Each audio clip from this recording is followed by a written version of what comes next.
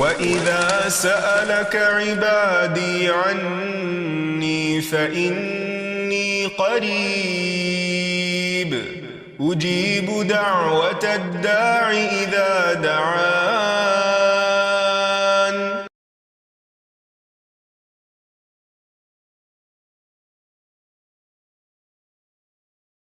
نحمده ونصلي على رسوله الكريم اما بعد فاعوذ بالله من الشيطان الرجيم بسم الله الرحمن الرحيم رب اشرح لي صدري ويسر لي امري واحلل عقدة من لساني يفقهوا قولي. السلام علیکم ورحمۃ اللہ وبرکاتہ. ناظرین، پروگرام دعا کیجئے کے ساتھ آپ کی خدمت میں حاضر ہیں. آج ہم انشاءاللہ حصول علم کی دعاؤں کے موضوع پر گفتگو کریں گے، یعنی انسان اپنے لیے مزید علم کی دعا کرے. انسان کو ملنے والی نعمتوں میں سب سے بڑی نعمت علم ہے. علم کے بغیر انسان اندھیروں میں ہے، اور خصوصاً اس علم کے بغیر جس کا سورس وحی الہی ہے، جو اللہ سبحانہ وتعالیٰ کی طرف سے ملتا ہے. اسی لیے نبی صلی اللہ علیہ وسلم کو یہ دعا سکھائی گئی، وَقُلْ رَبِّ زِدْنِي عِلْمًا، اور آپ کہہ دیجئے کہ اے میرے رب میرے علم میں اضافہ فرما. یعنی آپ کو یہ نہیں کہا گیا کہ آپ کہیے کہ اے رب میرے مال میں اضافہ فرما یا میری اولاد میں اضافہ فرما یا کسی اور چیز کی زیادتی کی دعا، بلکہ علم میں اضافے کی دعا. اس سے اندازہ ہو سکتا ہے کہ علم انسان کے لیے کتنا فائدہ مند ہے. اللہ سبحانہ وتعالیٰ سے دعا کرنے کے آداب ہمیں ہمیشہ یاد رکھنے چاہیے. اللہ تعالیٰ کی حمد و ثنا، یا رب لک الحمد کما ینبغی لجلال وجہک وعظیم سلطانک، اور پھر درود شریف پڑھنا نہیں بھولیے. جہاں تک علم کا تعلق ہے تو علم والے اور بغیر علم کے برابر نہیں ہو سکتے. قرآن مجید میں اللہ تعالیٰ فرماتے ہیں قُلْ هَلْ يَسْتَوِي الَّذِينَ يَعْلَمُونَ وَالَّذِينَ لَا يَعْلَمُونَ، کیا وہ لوگ جو علم رکھتے ہیں اور وہ جو علم نہیں رکھتے برابر ہو سکتے ہیں؟ ہرگز نہیں. یرفع اللہ الذین آمنوا منکم والذین اوتوا العلم درجات، اللہ تعالیٰ ان لوگوں کے درجات بلند کرتا ہے جو ایمان لائے، اور جو علم دیے گئے ان کے درجات تو اور زیادہ بلند ہیں. اس لیے انسان کو ہمیشہ علم حاصل کرنے کا حریص بھی ہونا چاہیے، اس کی کوشش کرنی چاہیے اور اس کے لیے دعا کرنی چاہیے. اللہ سبحانہ وتعالیٰ نے جو سب سے پہلی وحی نبی صلی اللہ علیہ وسلم پر اتاری تو اس میں بھی پڑھنے کی تلقین کی گئی. فرمایا اقرأ بسم ربک الذی خلق خلق الانسان من علق اقرأ وربک الاکرم الذی علم بالقلم. پڑھیے اپنے رب کے نام سے جس نے پیدا کیا، انسان کو جمے ہوئے خون سے پیدا کیا. پڑھیے، اور آپ کا رب بہت کرم فرمانے والا ہے جس نے قلم کے ساتھ تعلیم دی ہے. تو اس سے یہ پتہ چلتا ہے کہ انسان کو پڑھنے اور لکھنے دونوں چیزوں کی طرف توجہ کرنی چاہیے، کیونکہ پہلی وحی میں ان دونوں چیزوں کا ذکر ساتھ ساتھ آیا ہے. پھر اسی طرح یہ ہے کہ سب سے پہلی تخلیق اللہ سبحانہ وتعالیٰ نے قلم کی ہے. عبادہ بن صامت نے اپنے بیٹے سے کہا کہ میں نے رسول اللہ صلی اللہ علیہ وسلم کو فرماتے ہوئے سنا ہے کہ بے شک پہلی چیز جو اللہ نے پیدا کی وہ قلم ہے. پھر نبی صلی اللہ علیہ وسلم کو بھی اللہ تعالیٰ نے معلم بنا کر بھیجا. قرآن مجید میں آتا ہے کما ارسلنا فیکم رسولا منکم یتلو علیکم آیاتنا ویزکیکم وَيُعَلِّمُكُمُ الْكِتَابَ وَالْحِكْمَةَ وَيُعَلِّمُكُمْ مَا لَمْ تَكُونُوا تَعْلَمُونَ.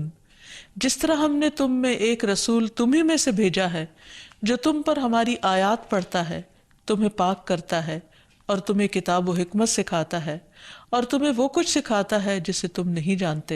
تو حقیقت یہ ہے کہ اللہ سبحانہ وتعالیٰ نے اہل ایمان پر بہت بڑا احسان کیا جب ان کے اندر ایک رسول بھیج کر ان کو ان تمام چیزوں کی تعلیم دی اور ان کو سکھایا. اور اس میں آپ دیکھیے کہ خصوصاً کتاب و حکمت، یعنی صرف کتاب نہیں بلکہ حکمت بھی، اور پھر علم کے ساتھ ساتھ تزکیہ بھی کیا، کیونکہ علم بذات خود تزکیہ کرنے والی چیز ہے، تربیت کرنے والی چیز ہے، لیکن نبی صلی اللہ علیہ وسلم کو اس کام کے لیے خصوصی طور پر متعین کیا گیا۔ اور پھر علم سارے انبیاء کی وراثت رہی ہے۔ حدیث میں آتا ہے کہ بے شک علماء انبیاء کے وارث ہیں، اور بے شک انبیاء کی وراثت درہم و دینار نہیں ہوتی، بلکہ ان کی میراث علم ہوتا ہے۔ جس نے اسے حاصل کیا اس نے انبیاء کی وراثت میں سے بہت بڑا حصہ حاصل کیا۔ دنیا میں وراثت کا مال حاصل کرنے کے لیے انسان کیسی کیسی کوششیں کرتا ہے، لیکن انبیاء کی اس وراثت کو حاصل کرنے کا اس سے بھی زیادہ شوق ہونا چاہیے۔ اور انبیاء کی وراثت دین کا علم ہوا کرتا ہے۔ دنیا کا علم تو انسان اپنے فائدے کے لیے سیکھتا ہی ہے، اور اس کو چونکہ انسٹنٹ ریوارڈ ملتا ہے، فوری طور پر اس کے نتائج سامنے آتے ہیں، تو اس کے لیے انسان عموماً اس کو زیادہ مشکل نہیں ہوتی اس کو موٹیویٹ کرنے کی، اس بہت سے موٹیویشنل فیکٹر سامنے ہی ہوتے ہیں تو ان کو سیکھنا چاہتا ہے۔ لیکن جہاں تک دین کا علم ہے تو بہت سے لوگ اس کو اپنے لیے ایک بوجھ سمجھتے ہیں، حالانکہ اس کے بغیر انسان دنیا میں سب کچھ پانے کے باوجود بھی سکون نہیں پا سکتا۔ اس لیے بہت ضروری ہے کہ انسان دنیا کے ساتھ ساتھ دین کا علم بھی حاصل کرتا رہے۔ اور پھر اس کو سیکھنا ہمارے لیے فرض کا درجہ رکھتا ہے۔ فرمایا طلب العلم فریضۃ، کہ علم کا حاصل کرنا فرض ہے۔ یہ کون سا علم ہے جس کا حاصل کرنا فرض ہے؟ یہ وہ علم ہے جس کے بغیر ایک انسان اپنے رب کی عبادت کے تقاضے پورے نہیں کر سکتا، جس کے لیے اللہ نے اس کو پیدا کیا ہے۔ پھر اسی طرح اللہ تعالیٰ کی پہچان کے لیے بھی علم حاصل کرنا ضروری ہے۔ قرآن مجید میں اللہ تعالیٰ فرماتے ہیں فَاعْلَمْ أَنَّهُ لَا إِلَٰهَ إِلَّا هُوَ، بس علم حاصل کرو، جان لو کہ اللہ تعالیٰ کے سوا کوئی الہ نہیں ہے۔ پھر اسی طرح اللہ تعالیٰ کے آگے جھکنے کے لیے، خشیت کے لیے، خشوع کے لیے بھی علم ضروری ہے۔ اللہ سبحانہ وتعالیٰ فرماتے ہیں انما یخشی اللہ من عبادہ العلماء، بے شک اللہ سے ڈرتے ہیں اس کے علم والے بندے ہی۔ ان اللہ عزیز غفور، بے شک اللہ تعالیٰ سب پر غالب ہے، بے حد بخشنے والا ہے۔ پھر اسی طرح انسان کو بھٹکنے سے بچانے کے لیے بھی علم کی روشنی چاہیے ہوتی ہے، اور وہ بھی قرآن و سنت ہے۔ رسول اللہ صلی اللہ علیہ وسلم نے فرمایا میں تم میں دو چیزیں چھوڑ کر جا رہا ہوں، تم ہرگز گمراہ نہیں ہوگے جب تک ان دونوں کو مضبوطی سے تھامے رکھو گے، ایک اللہ کی کتاب اور دوسرے نبی کی سنت۔ پھر اسی طرح یہ ہے کہ انسان کو اندھیروں سے نکال کر روشنی کی طرف لانے کے لیے علم ضروری ہے۔ قرآن مجید میں آتا ہے أَوَمَنْ كَانَ مَيْتًا فَأَحْيَيْنَاهُ وَجَعَلْنَا لَهُ نُورًا يَمْشِي بِهِ فِي النَّاسِ، کیا بھلا وہ شخص جو مردہ تھا پھر ہم نے اسے زندہ کیا اور اس کے لیے ایسی روشنی بنا دی جس کی مدد سے وہ لوگوں میں چلتا پھرتا ہے، کیا اس شخص کی طرح ہے جس کا حال یہ ہے کہ وہ اندھیروں میں ہے، ان سے کسی صورت نکلنے والا نہیں؟ اسی طرح کافروں کے لیے وہ عمل خوشنما بنا دیے گئے جو وہ کیا کرتے تھے۔ تو اس سے یہ پتہ چلتا ہے کہ انسان علم وحی کے بغیر، قرآن و سنت کے علم کے بغیر ایک مردہ انسان کی طرح ہے، اور جب تک اللہ تعالیٰ کی بھیجی ہوئی وحی انسان کے اندر اس کی سمجھ بوجھ نہیں آتی تو اس کے اندر زندگی کی وہ رمق نہیں آتی جو آنی چاہیے۔ پھر اسی طرح حق و باطل میں فرق کے لیے، صحیح اور غلط کی پہچان کے لیے بھی علم حاصل کرنا بہت ضروری ہے، ورنہ انسان اندھیرے میں ہے، اور اندھیرے میں رہنا انسان کے لیے نقصان دہ ہے، کیونکہ کل قیامت کے دن جب سب پردے ہٹا دیے جائیں گے اور انسان کے اعمال کی جزا اس کے سامنے آئے گی تو انسان کے لیے سوائے حسرت اور پریشانی کے کچھ نہ ہوگا۔ اس لیے ضروری ہے کہ انسان اللہ پر اور اللہ کی باتوں پر ایمان رکھتے ہوئے جو جائز ہے اور ناجائز ہے ان کو اچھی طرح سمجھتا ہو اور اس کے مطابق اپنی زندگی تبدیل کرنے والا ہو۔ اللہ تعالیٰ فرماتے ہیں وَيَرَى الَّذِينَ أُوتُوا الْعِلْمَ الَّذِي أُنزِلَ إِلَيْكَ مِن رَبِّكَ هُوَ الْحَقُّ وَيَهْدِي إِلَى صِرَاطِ الْعَزِيزِ الْحَمِيدِ، اور وہ لوگ جنہیں علم دیا گیا وہ دیکھتے ہیں کہ جو کچھ تیری طرف تیرے رب کی جانب سے نازل کیا گیا ہے وہی حق ہے، اور وہ اس کا راستہ دکھاتا ہے جو سب پر غالب ہے، تمام خوبیوں والا ہے۔ پھر اسی طرح علم کے راستے پر چلنا، علم حاصل کرنے کے لیے گھر سے نکلنا جنت کے راستے آسان کر دیتا ہے۔ نبی صلی اللہ علیہ وسلم نے فرمایا من سلک طریقا یلتمس فیہ علما سہل اللہ لہ طریقا الی الجنہ، کہ جو شخص علم کا راستہ اختیار کرے گا اللہ تعالیٰ اس کے لیے جنت کا راستہ آسان فرما دیں گے، اور بے شک فرشتے طالب علم کی رضا کے لیے اپنے پر بچھاتے ہیں، یعنی اس کا اتنا اکرام کرتے ہیں، اس کے آگے ہمبل ہو جاتے ہیں۔ پھر ایسے لوگوں کو اللہ سبحانہ وتعالیٰ چنے ہوئے لوگ قرار دیتا ہے، اور یہ کسی بھی انسان کی انتہائی خوش قسمتی کی بات ہے کہ اللہ تعالیٰ اس کو دین کا علم عطا کرے۔ حدیث میں آتا ہے من یرد اللہ بہ خیرا یفقہہ فی الدین، اللہ تعالیٰ جس کے ساتھ بھلائی کا ارادہ کرتا ہے اس کو دین کی سمجھ بوجھ عطا کر دیتا ہے۔ اور جو لوگ خصوصاً قرآن کی تعلیم حاصل کرتے ہیں اللہ تعالیٰ ان کو اپنے خاص بندے قرار دیتا ہے۔ اور حدیث میں یہ بھی آتا ہے کہ تم میں سے بہترین وہ لوگ ہیں جو قرآن سیکھیں اور سکھائیں۔ اس لیے انسان کو ہمیشہ دین کا علم حاصل کرنے کا حریص ہونا چاہیے، اور اس کے فائدوں کو مد نظر رکھتے ہوئے جو کہ آخرت سے متعلق ہیں۔ دنیا میں بھی اس کے فائدے کہ انسان کو اچھے برے کا فرق پتہ چلتا ہے، اللہ تعالیٰ کی رضا اور ناراضگی کے کاموں کا پتہ چلتا ہے، اور پھر صرف پتہ ہی نہیں چلتا بلکہ ان کو اچھے کاموں کو کرنے کے لیے موٹیویشن بھی ملتی ہے قرآن و سنت سے۔ تو اس لیے اس کو جاننا بے حد ضروری ہے۔ اور پھر انسان بغیر علم کے جب عبادت کرتا ہے تو اس عبادت میں بھی بہت سی غلطیاں کر جاتا ہے۔ جیسے کہ ایک حدیث میں آتا ہے کہ ایک شخص 60 سال تک نماز پڑھتا رہتا ہے اور اس کے پاس ایک نماز بھی ایسی نہیں ہوتی کہ جس میں خوشبو خضو ہو، یعنی کہ جو سٹینڈرڈ پر جو اللہ تعالیٰ نے کرائیٹیریا دیا ہے کہ اچھی نماز کا اس پر پوری اترتی ہو۔ تو ایسا کیوں ہوتا ہے؟ بغیر علم کے ہوتا ہے۔ پھر اسی طرح یہ ہے کہ جب ایک انسان علم حاصل کر کے عمل کرتا ہے تو وہ اس عابد سے بہتر ہے جو بغیر علم کے عمل کر رہا ہوتا ہے۔ رسول اللہ صلی اللہ علیہ وسلم نے فرمایا علم کی فضیلت عبادت کی فضیلت سے بہتر ہے، اور تمہارا بہترین دین تقویٰ ہے۔ پھر یہ بھی یاد رکھیے کہ جو لوگ علم دین حاصل کرتے ہیں ان کے لیے ساری مخلوق دعائیں کر رہی ہوتی ہے، حتیٰ کہ سمندر کی مچھلیاں اور زمین کی چیونٹیاں بھی اس کے لیے دعا کر رہی ہوتی ہیں۔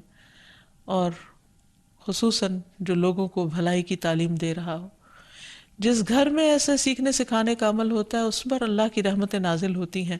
ابو ہریرہ کہا کرتے تھے کہ قرآن پڑھنے کی وجہ سے گھر اپنے رہنے والوں کے لیے کشادہ ہو جاتا ہے، یعنی لڑائی جھگڑے اور فتنے فساد ختم ہوتے ہیں، شیطان اس گھر کو چھوڑ دیتے ہیں کیونکہ فرشتے اس میں حاضر ہوتے ہیں، اس گھر کی خیر و برکت بڑھ جاتی ہے۔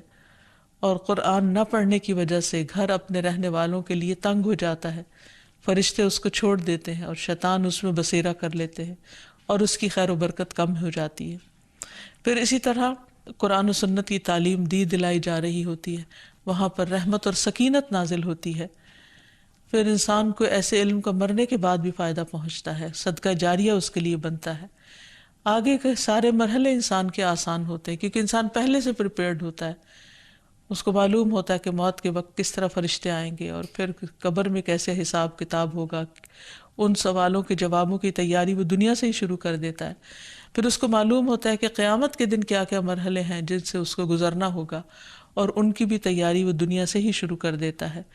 پھر جنت میں داخلے کے لیے کیا چیزیں چاہیے وہ بھی اس کو دین کا علم حاصل کر کے پتہ چلتا ہے، اور پھر وہ ان کے لیے حریص ہوتا ہے اور اس کے لیے کوشش کرتا ہے اور نیک عمل کرتا ہے۔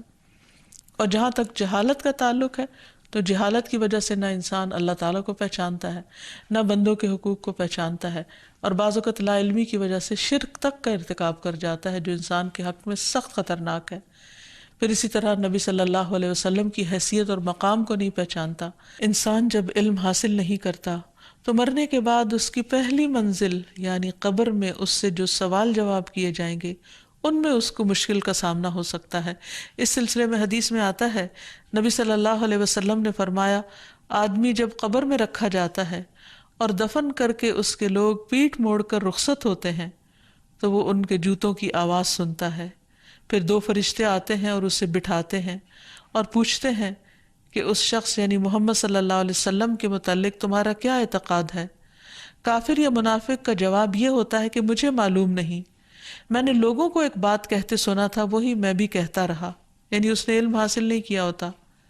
پھر اس سے کہا جاتا ہے کہ نہ تو نے جانا اور نہ پڑھا، یعنی تو نے علم ہی حاصل نہیں کیا۔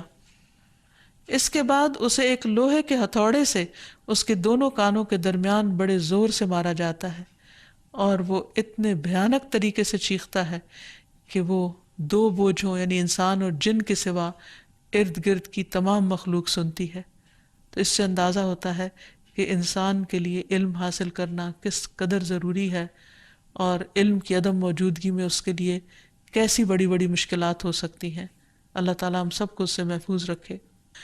پھر اسی طرح علم کا نہ ہونا انسان کے اندر منافقت کو جنم دے دیتا ہے، کیونکہ انسان علم سے خشیت آتی ہے، خدا کا خوف آتا ہے اور انسان کا ایمان درست ہوتا ہے، اور جب خدا کا خوف ہی نہیں ہوتا تو انسان کے اندر منافقت پلنے لگتی ہے۔ پھر اسی طرح جب انسان بہت دن تک اللہ کا ذکر نہیں کرتا، کوئی سیکھنے سکھانے کا کام نہیں کرتا، تو ایسے شخص کے دل پر زنگ لگ جاتا ہے۔ پھر لا علمی کے ساتھ انسان جب خود عمل کرتا ہے اور دوسروں کو بتا رہا ہوتا ہے تو یہ چیز اس کے لیے اور دوسروں کے لیے گمراہی کا باعث بن جاتی ہے۔ پھر بعض اوقات لا علمی کی وجہ سے اختلافات اور جھگڑے پیدا ہو جاتے ہیں۔ پھر بغیر دلیل کے جب لوگ کسی چیز کو دین سمجھ کر عمل کرتے ہیں تو بعض اوقات بدعات کا شکار ہو جاتے ہیں جو ان کی آخرت کے لیے سخت نقصان دہ ہے۔ پھر اسی طرح عبادات میں ایسی ایسی غلطیاں کرتے ہیں کہ جس کی وجہ سے وہ عبادت کا ہونا اور نہ ہونا برابر ہو جاتا ہے۔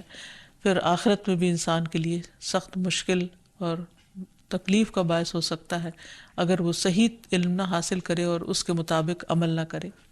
تو اس لیے انسان کو بہت زیادہ حریص ہونا چاہیے اور انسان کو دعا کرنی چاہیے خشوع و خضوع کے ساتھ اللہ تعالیٰ سے کہ وہ اس کے علم میں اضافہ کرے۔ پھر لا علمی کی باتوں سے پناہ مانگنی چاہیے۔ قرآن مجید میں ایک دعا آتی ہے نوح علیہ السلام کی، رب انی اعوذ بک ان اسألک ما لیس لی بہ علم والا تغفر لی وترحمنی اکن من الخاسرین۔ اے میرے رب، بے شک میں تجھ سے پناہ مانگتا ہوں کہ تجھ سے اس بات کا سوال کروں جس کا مجھے کچھ علم نہیں، اور اگر تو نے مجھے نہ بخشا اور مجھ پر رحم نہ کیا تو میں خسارہ پانے والوں میں سے ہو جاؤں گا۔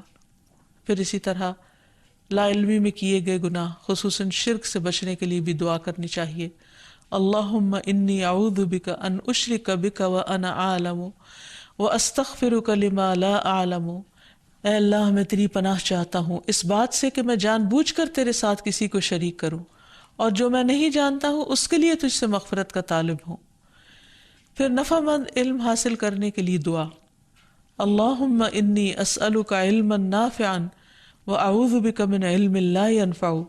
اے اللہ، میں تجھ سے نفع بخش علم کا سوال کرتا ہوں اور فائدہ نہ دینے والے علم سے تیری پناہ چاہتا ہوں کہ ہمیں تو بچا کے رکھنا۔ پھر اسی طرح صبح سویرے فجر کی نماز کے بعد نفع بخش علم حاصل کرنے کی دعا نبی صلی اللہ علیہ وسلم نے سکھائی۔ ام المومنین ام سلمہ رضی اللہ عنہا سے روایت ہے کہ نبی صلی اللہ علیہ وسلم جب صبح کی نماز سے سلام پھیرتے تو فرماتے، اللہم انی اسألک علما نافعا ورزقا طیبا وعملا متقبلا۔ اے اللہ، میں تجھ سے فائدہ دینے والے علم، پاک رزق اور قبول ہونے والے عمل کا سوال کرتا ہوں۔ یعنی صبح سویرے انسان اپنے لیے کچھ ٹارگٹ سیٹ کرے اور پھر اس کے لیے دعا کرے، ان میں سے ایک علم کا حصول، دوسرے پاک حلال رزق، اور تیسرے وہ تمام کام جو اللہ کے حضور قبول ہو جائیں، یعنی اللہ کی پسند کے کام۔ پھر اسی طرح ایک اور دعا ہے، نبی صلی اللہ علیہ وسلم کہا کرتے تھے، اللہم انفعنی بما علمتنی وعلمنی ما ینفعنی وارزقنی علما تنفعنی بہ۔ اے اللہ، تو مجھے جو علم نصیب فرمائے اس سے مجھے فائدہ پہنچا، اور مجھے وہ علم دے جو مجھے فائدہ دے، اور مجھے ایسا علم دے جس کے ذریعے سے میں فائدہ اٹھا سکوں۔ اور پھر غیر نافع علم سے پناہ مانگنا، اللہم انی اعوذ بک من علم لا ینفع ومن قلب لا یخشع ومن نفس لا تشبع ومن دعوت لا یستجاب لها۔ اے اللہ، میں تجھ سے ایسے علم سے پناہ مانگتا ہوں جو نفع دینے والا نہ ہو، اور ایسے دل سے جو ڈرنے والا نہ ہو، اور ایسے نفس سے جو سیر ہونے والا نہ ہو، اور ایسی دعا سے جو قبول ہونے والی نہ ہو۔ یعنی انسان اپنی عمر برباد کر دے، اپنا وقت لگا دے، اپنا مال لگا دے، اور وہ چیزیں سیکھتا رہے جو نہ اس کی دین میں فائدہ مند اور نہ دنیا میں فائدہ مند، نہ آخرت میں فائدہ مند۔ اور پھر اسی طرح انسان کا ایسا دل ہو کہ جو اللہ سے نہ ڈرے، تو اس کا وہ بھی انسان کے لیے وبال ہے، کیونکہ انسان جب اللہ سے ڈرتا نہیں تو پھر ہر غلط کام اس کے لیے آسان ہو جاتا ہے۔ اور پھر انسان کی خواہشات جن کی کوئی لمٹ نہیں، ان پر بھی روک لگانے کے لیے اللہ تعالیٰ سے دعا کی گئی ہے۔ اور پھر دعاؤں کی قبولیت کی دعا کہ اللہ تعالیٰ ایسی دعائیں نہ کرے ہم جو تو سنے نہیں اور تو اسے قبول نہ فرمائے۔ پھر اسی طرح یہ ہے کہ انسان کو اپنے علاوہ دوسروں کو بھی جو دعائیں دے اس میں بھی علم کی دعا شامل کر دے. جیسے نبی صلی اللہ علیہ وسلم نے ابن عباس کے لیے دعا کی تھی کہ اللہم علمہ الکتاب، اے اللہ اسے کتاب کا علم عطا فرما. پھر اسی طرح آپ صلی اللہ علیہ وسلم نے ایک اور دعا حضرت ابن عباس کو دی تھی، اللہم فقہہ فی الدین وعلمہ التأویل، کہ اے اللہ اسے دین کی سمجھ عطا فرما اور کتاب کی تأویل یعنی تفسیر سمجھا دے. تو اللہ تعالیٰ سے دعا ہے کہ وہ ہم سب کو نفع مند علم عطا فرمائے جس کا فیض ہمیں دنیا میں بھی پہنچے اور آخرت میں بھی. وآخر دعوانا ان الحمد للہ رب العالمین. السلام علیکم ورحمۃ اللہ وبرکاتہ. لم أكن بدعائك رب شقيا